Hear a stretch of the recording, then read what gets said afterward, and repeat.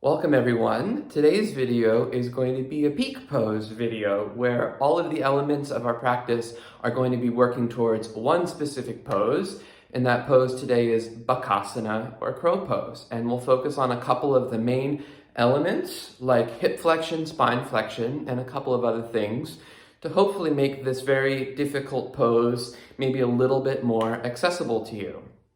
And all you'll need from a prop standpoint today is a blanket. It doesn't have to be a yoga blanket, but any blanket of any sort will do. So let's go ahead and get started.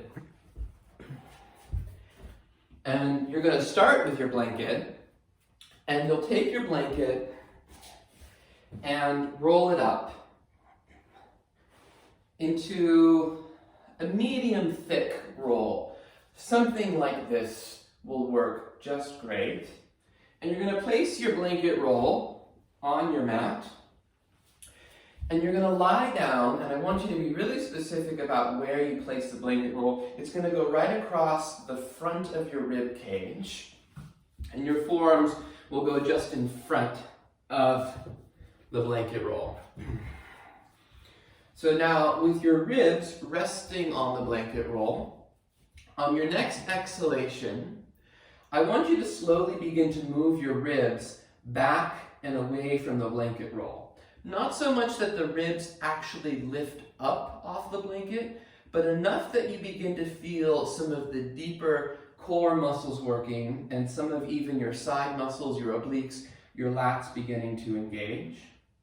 Then on your next exhale, go ahead and lift your ribs actually off the blanket roll until your middle back begins to round. And I don't know about you, but this makes me shake a little bit because it really gets things fired up. And then as you exhale, now release your ribs back down to the blanket. So one of the main elements of crow pose is, like I said, spine flexion, which is where you're rounding your back. And you always want to round your back consciously in yoga, oftentimes by using your deep core muscles. So we're just kind of warming that idea up right now. So let's do that one more time. On your next exhale, push your forearms down, move your ribs just a little bit back to begin. Then take your middle ribs off of the blanket roll until you feel a deep rounding in your middle back and your upper back, of course. And you might again experience a little bit of shaking. You'll feel work in your arms, your shoulders, your core, a little bit in your glutes as well here. And then slowly release your ribs back down onto the blanket roll. Then push up on the hands and knees. We're going to use our blanket roll again later, so keep it intact, but just move it off to the side. And then as you come to all fours, stack your shoulders over your wrists and your hips over your knees. Inhale, look forward and lift your tailbone up for cow pose. And then as you exhale, look down, round your back, and go into cat pose. Now stay in cat pose for a moment and bring your awareness back to that blanket roll or where it was a few moments ago, and really focus on lifting the middle ribs up away from the ground. Then to increase that action, drag your hands and your knees towards each other. Don't actually let them move, but pull them towards each other as if you could move them to really get your front body to engage and then contract. Now inhale, come back to cow pose. Look up, lift your sit bones, arch your back. And then one more time, come to cat pose. Again, staying in cat, lift the middle ribs up. Again, so this is flexing your spine, and then as you pull the ribs up, drag the hands and knees towards each other. Keep pressing the floor away as well. And then come back to cow pose. Now tuck your toes under, walk your knees back, and stretch into downward facing dog. Take your feet nice and wide for your first downward dog. Bend your knees, stretch your hips back. Keep your hips stretching back, and then begin to extend your legs just a little bit straighter. All right. Then come back down onto hands and knees again. Inhale, look forward and up into cow. And then exhale, round into cat. Now, stay in cat pose, but this time pick your right foot up, pick your right knee up, and then bring your right knee towards your right tricep. If it doesn't touch, don't worry about it, but get it as close to touching as you can. Now keep your knee coming towards your tricep, but now pull your right heel up towards your right butt cheek as much as you can. And then go ahead and release and switch sides. Pick your left knee, left foot, left shin up. Then bring your left knee and left shin forward. Try to get the knee and the arm to touch. Round your back again and pull, squeeze your left heel up towards your left sit bone. Whoosh! And then slowly release. Whoosh is the word that I make when things are hard. Go back to downward facing dog pose again. Feet as wide as your mat. Bend your knees, reach your hips back, and then slowly re-extend your legs towards straight. Slowly walk your feet forward towards your hands. Come to a standing forward bend. Then inhale, rise all the way up to standing. And exhale, release your hands to your sides, mountain pose. Inhale, reach your arms back up. And then exhale, fold to the ground, standing forward fold. Step back, downward facing dog pose. Now, from downward facing dog, stretch your right leg up into the sky behind you. Exhale, step your right foot to the outside of your right hand. So it's going to be a bit of a wider lunge than you might be used to. Let your right foot turn out a little bit. Now, lift your back hip and thigh up. So your back thigh, your left leg's going to be working really strong. Then walk your hands forward a little bit and begin to fold in. The more you walk your hands forward, the more you have to lift your back thigh. But then press your head and chest back like you were still in downward facing dog. Then walk your hands back, step back, downward facing dog. Second side, take your left leg up into the sky. And then exhale, step your left foot outside your left hand. Again, turn the toes out slightly. Lift your back thigh up towards the sky. And then begin to walk your hands forward, maybe a foot or two. And then begin to press your chest back. Keep your back hip lifting. Breathe. This pose is often called downward dog lunge because you're trying to recreate downward dog in your upper body and a lunge in your lower body.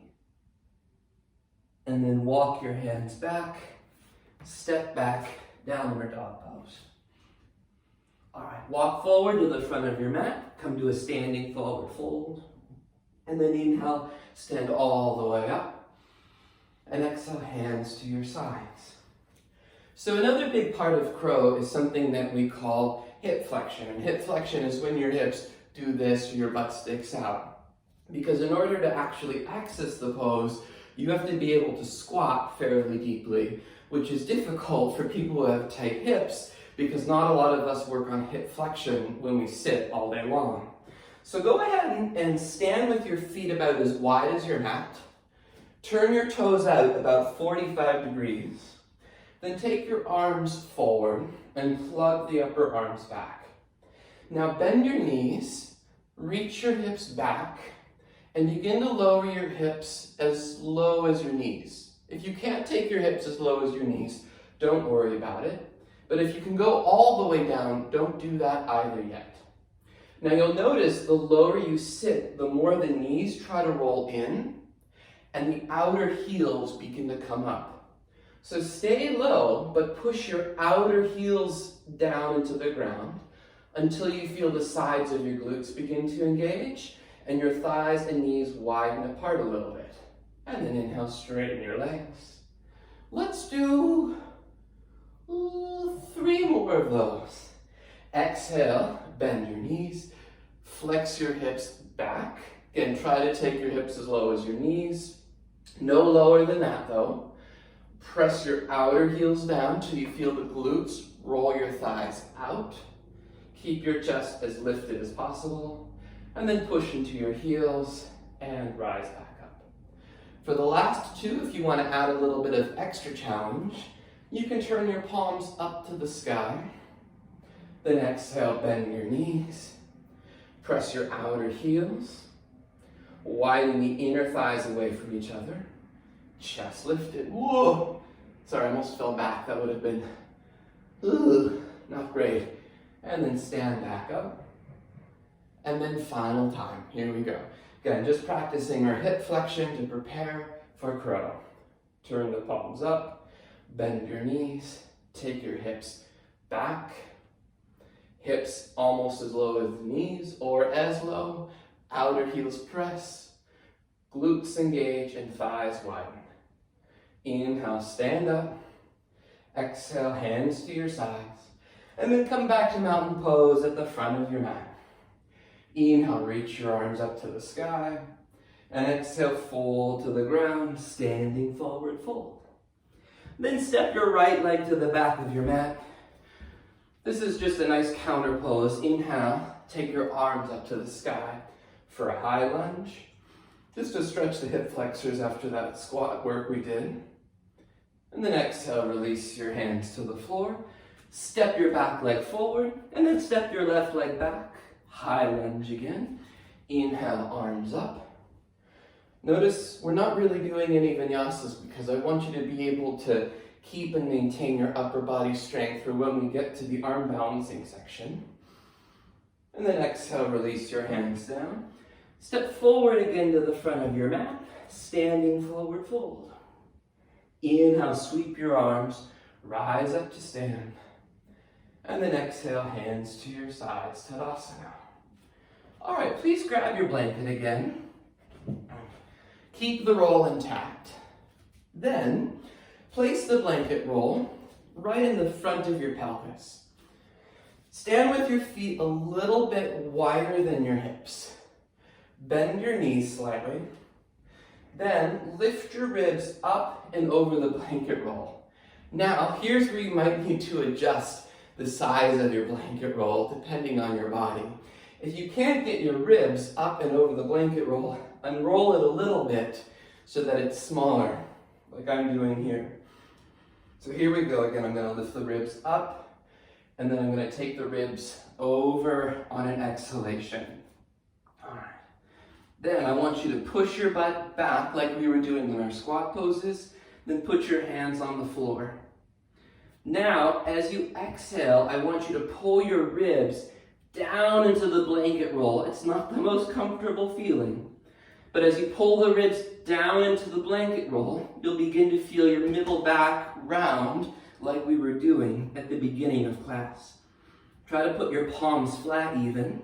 Lower your butt a little more. Pull the ribs down into the blanket roll, round your middle back. Whoa. And then inhale, come on up. Remove the blanket roll. Take a couple of breaths. So that's kind of working towards the idea of crow, right? Where you have to flex down through your hips, and then as your hips reach back, then you have to really get a rounding of your middle back. Come back to Tadasana, feet separated a little bit. Inhale, reach your arms up to the sky. And then exhale, fold back to the ground, standing forward fold. All right. Step your left leg to the back of your mat. Lower your left knee to the ground. You can pad your knee if it doesn't like pressure on the floor. And then twist your right arm up to the sky. Then reach your right arm towards the back of the mat. Bend your left knee. See if your foot's there. Now for this practice, it really doesn't matter if you're able to grab your foot or not. We're not focusing so much on getting the thighs open, but again, this is just to make sure your hip flexors don't cramp when we start to do arm balances. So if you can't hold your foot, just keep your top arm up and twist open. It works just as well. Then inhale, slowly release. Switch sides, step your left leg forward, and then step your right leg back. Lower your right knee, twist your left arm up to the sky. And then again, either stay here for a few breaths, just really reaching and turning your upper body, or bend your back knee and hold your back foot. Oh God, I love quad stretches so much. Oh, good. And then inhale, go ahead and release. Step back again, downward facing dog pose. Adho Mukha. Separate your feet as wide as your mat. Bend your knees a little bit. Reach your hips up and back. And then re-straighten your legs. All right. Then come down onto your hands and your knees. All right. This next pose is actually more difficult in terms of strength than crow, but it's a great pose to teach you how to press up into crow. So we'll do the beginning part of it. It's called Lolasana or Pendent pose. Okay. So I want you to sit on your heels, but then you're going to cross your ankle bones like this. And then sit back. It's not the most pleasant sensation, but we'll only be here for a moment.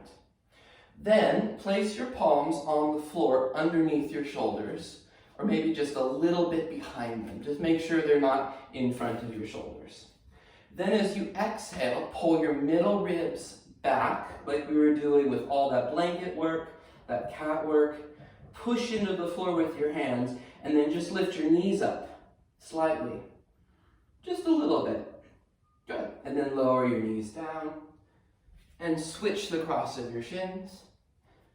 Same thing. Before you try to lift your knees up, pull your ribs back, round your back, then lift your knees up.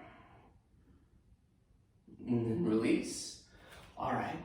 So now, take your blanket roll again. You might want to roll it back up so that it's a little thicker. This will make it slightly easier, more effective for what we're going to do. And again, we're going to do Lolasana, but kind of add the intensity of the rib cage work a little bit. I'm going to try to talk while I'm doing this, but we'll see how that goes. So again, cross your ankle bones. Place the blanket roll as high up into your pelvis as you can. Place your palms down. And then as you exhale, I want you to squeeze the blanket, lift your knees up and squeeze the blanket between your thighs and your ribs. Whooshed. There's that word again, whooshed. And then lower down. Switch the cross of your ankles. Okay. So again, this pose in its full form, where you eventually lift the feet and the shins up, requires more strength than crow, right? But you're not adding any of the scary balance elements where you're worried your face is going to drop on the floor. So you can really just focus on the movements of the body. Hands down, squeeze the blanket roll, and pull the thighs up into the blanket roll. Round your middle back. And then please release. Please, God, release. Move your blanket roll off to the side. And just for a moment, stretch back downward facing dog pose. I almost always go as wide as the mat now with my feet and stretch back. And then re-extend the legs. All right. Now we're going to do a couple of wrist stretches, and this will help to make the wrists feel a little bit better in crow and all arm balances. Come onto your hands and your knees. Then, on your hands and your knees, I want you to turn your wrists so that your middle fingers are pointing towards each other. Then, bend your elbows a little bit out to the sides, and I'll turn actually so that you can follow along if this doesn't quite make sense. Middle fingers pointing towards each other, elbows bent, but now keep turning your wrists all the way back until your middle fingers point back towards your knees, or as close to that as you can. It's a huge internal rotation of the shoulder girdle. Then keep this hand position, spread the fingers wide, and now try to straighten the arms. Okay, then rebend your elbows, turn your wrists to face forward again. Now, turn the arms in the opposite direction until your middle fingers are pointing outwardly away from each other. Keep your palms flat on the ground, but bend your elbows out to the sides. You won't be able to bend them very much here, but you should feel a nice stretch across the base of the forearm as well as the base of the wrist. Then straighten your arms. Now turn your wrists all the way back so your middle fingers are pointing back towards your knees, but this time the arms are in an external rotation. Spread the fingers evenly and claw the tips of your fingers into the floor. Now very slowly begin to bring your hips back towards your heels. And I call this reverse steamrolling your wrists. Start to pick up the base of the wrists, then the base of the fingers. Oh. Then pick your hands up. And my favorite counter wrist stretch, pickle jar hands, where you imagine you were reaching for pickles. Although no one laughs at that anymore because I think pickles are not in style. I don't think people eat pickles anymore, which is a shame. All right. There's a lot of other wrist stretches we could do, but I think that's plenty. So now we're gonna do one more prep before we actually do crow pose. And I want you to stand up again with your blanket roll. We'll go back to kind of what we were doing before when we were standing with our blanket roll. So unroll it a little bit if you need. Take your feet as wide as your mat. Pull your ribs up and take your ribs up and over the blanket roll. And begin to sit down, flex your hips back, put your palms flat on the ground. Now take your knees to the outsides of your triceps. Pause here. So some of you will be tempted to try to come into crow right now. I don't want you to try to come into crow. Instead, knees outside your triceps, and then squeeze, excuse me, squeeze the blanket roll and round your middle back. Now, squeeze your knees into your arms, round your back a lot, and then just lift your heels up and look forward about 3 feet in front of your mat. Lift your heels, push into the floor, and round your back by squeezing the blanket roll. And then inhale, come on out. And release the blanket roll from underneath you. So that's crow pose without actually picking the feet up, which is where a lot of us will be for a really long time, and that's totally fine. Crow, I think, is a lot more difficult than people make it out to be, because it's a lot of people's first introduction into arm balancing, but it's a very, very difficult pose. So now with the blanket roll off to the side, take your feet about as wide as your mat. There's many different entrances, many different tricks to coming into crow, but we're just gonna do a very straightforward and basic one. So I want you to come into a squat, and this time take your hips as low as they can go. And if you need to lift your heels, that's not really a big deal for now. But take your hips down into a squat. Place your palms down. Now take your knees to the outsides of your upper arms. And instead of trying to lift your butt way up to the sky, which is kind of people's inclination, I want you to keep your hips relatively low.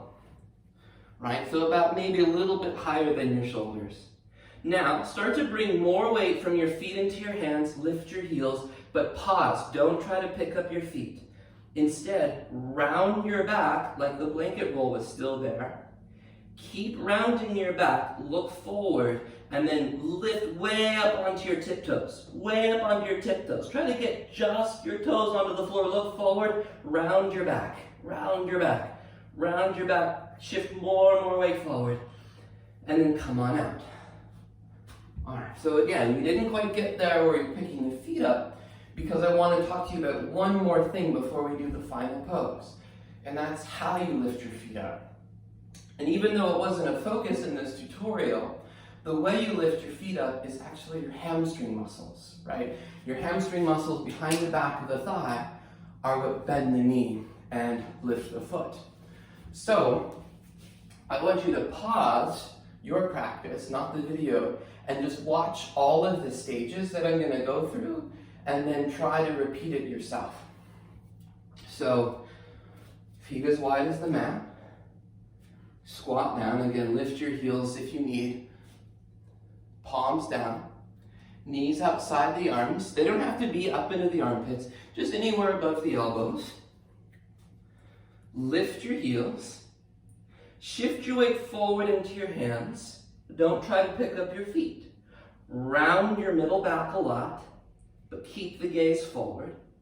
Keep rounding your back and come up. Try to get as much of your foot up off the ground as possible. And now watch. To get one foot up, I squeeze the back of my leg and pick the foot up using my hamstring muscle. And you can play with one foot at a time, or squeeze in so much both feet come up. And then level 3, you can try to straighten your arms, which is ridiculous, but you can try. It's very difficult to do, right? So we have hip flexion, spine flexion, pushing really strong with the hands and the shoulders, shifting your weight far enough forward, and then lifting your heels up with the strength of your hamstrings. So try that a couple of times.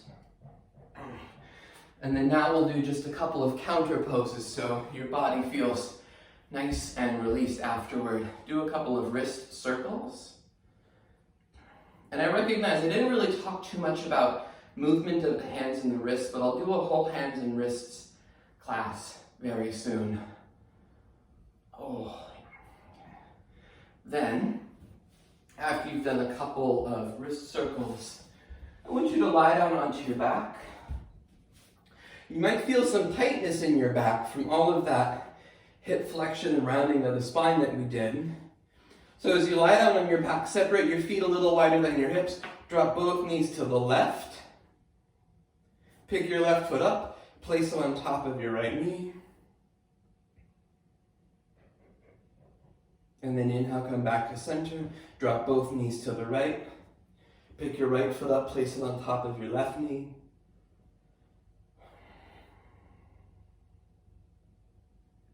Inhale, come back to the center. Now bend your knees, place your feet to the ground.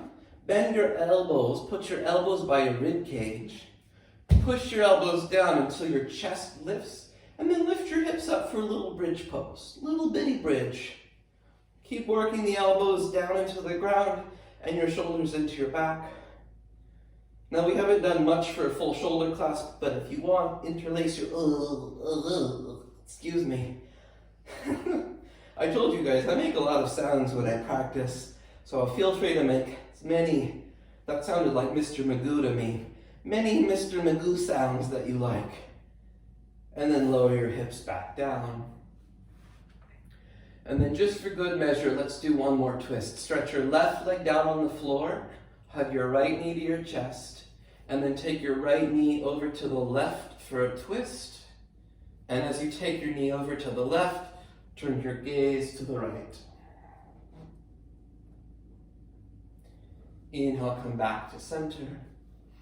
And then switch sides. Hug your left knee in, give it a little squeeze for a second. And then take your left knee to the right. Turn your hips to the right, but turn your gaze to the left. Inhale, please come back to center. Lightly hug both knees in.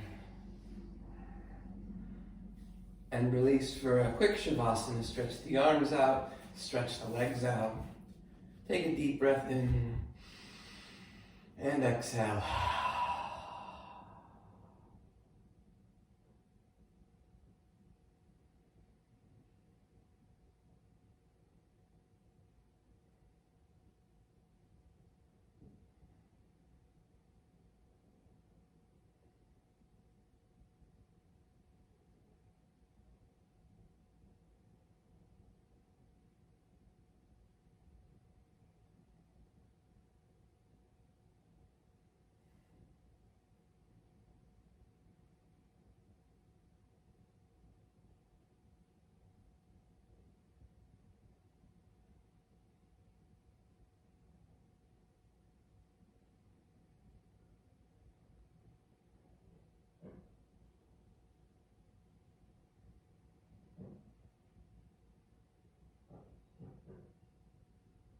And then just slowly open your eyes.